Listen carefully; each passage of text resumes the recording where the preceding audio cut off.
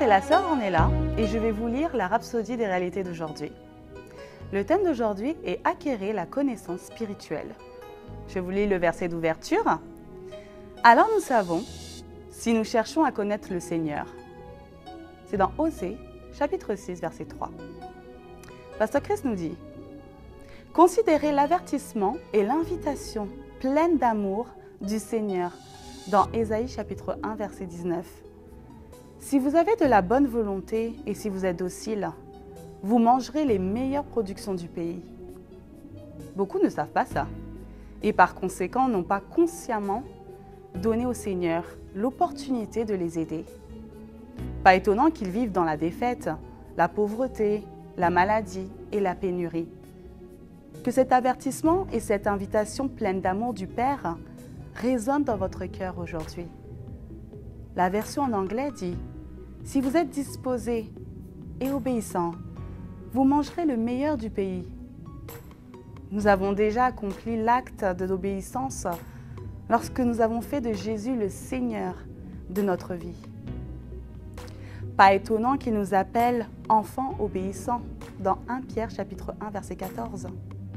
Maintenant, vous devez vivre dans la parole de Dieu, non lui obéir, mais pratiquer la parole.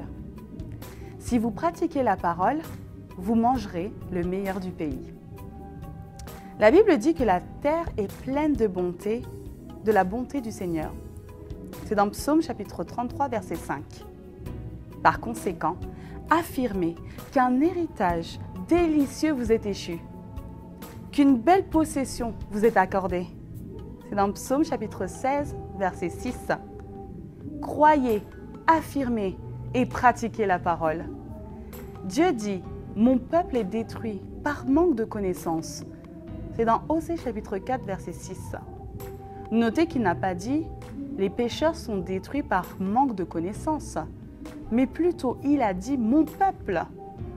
Cela signifie les chrétiens.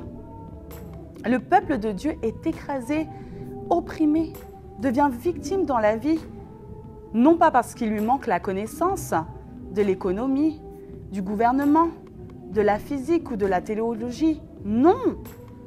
C'est parce qu'il lui manque la connaissance révélée ou la connaissance spirituelle de la parole de Dieu.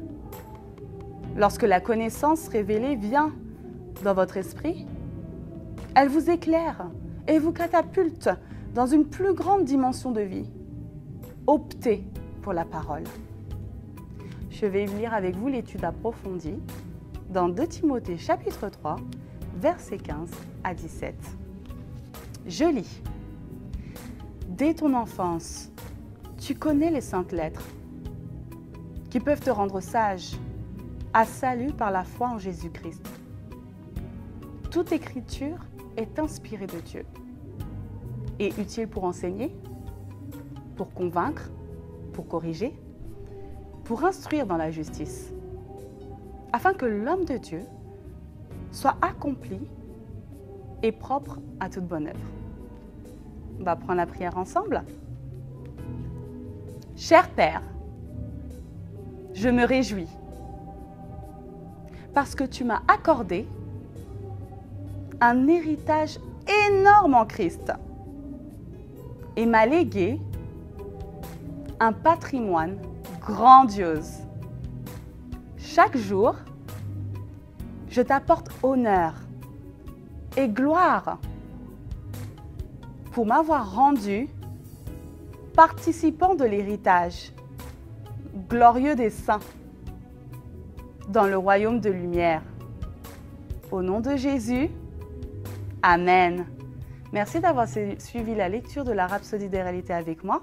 Je vous retrouve bientôt. Soyez bénis.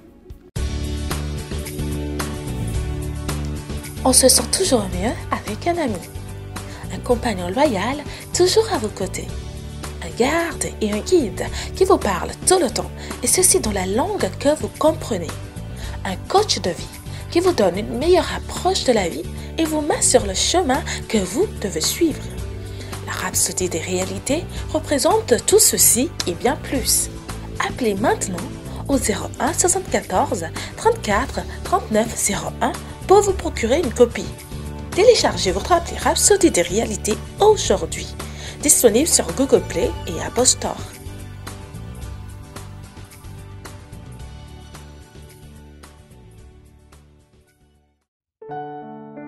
Nous espérons que vous avez été bénis par le message du jour. Si vous n'avez pas encore fait de Jésus le Seigneur de votre vie, vous pouvez répéter cette prière avec moi. Père, je viens à toi maintenant au nom de Jésus.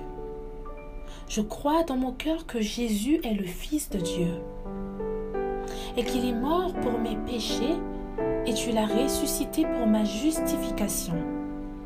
Je confesse que Jésus est le Seigneur de ma vie à partir d'aujourd'hui.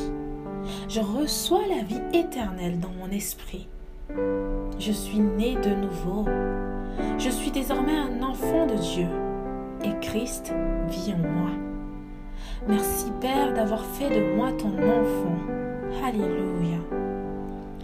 Si vous avez fait cette prière avec moi, sachez que vous êtes désormais un enfant de Dieu et Dieu est votre Père. Ne vous arrêtez pas là. Rejoignez une église Christ-Embassy où vous pouvez adorer le Seigneur et grandir dans sa parole. Que Dieu vous bénisse.